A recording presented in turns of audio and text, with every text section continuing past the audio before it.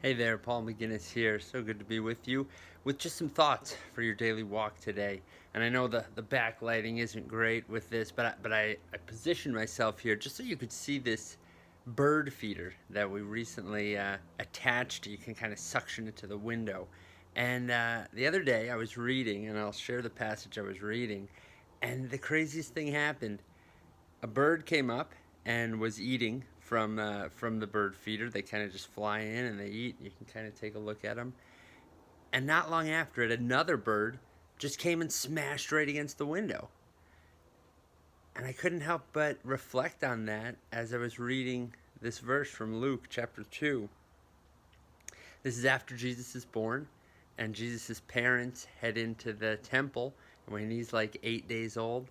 And this old prophet Simeon makes these prophecies and actually fulfillment of prophecies over Jesus. And he says to Mary, this is verse 34 of Luke chapter 2. Then Simeon blessed them and said to Mary his mother, "This child is destined to cause the falling and the rising of many."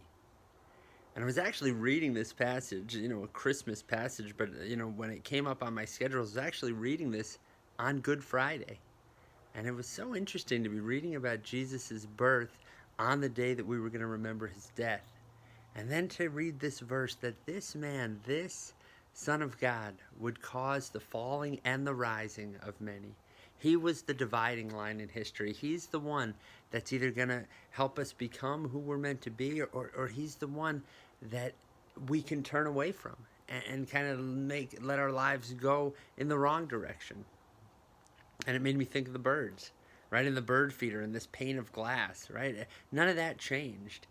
But some birds just kind of smash right into it to their own peril, and other birds come to it and find food and find nourishment. And, we get to enjoy their beauty and they get to flourish. And it was just a good reminder of who Jesus is, and our response to him is going to make all the difference in our lives. Following him, though that may be hard, is going to lead to abundance and flourishing. Turning away from him and doing life on our own, it's going to be like smashing our head against a wall. And so take that with you today, that this child is destined to cause the rising and falling of many. And I hope in your life you turn toward him, you lean into him, you walk with him today so that you can flourish and grow.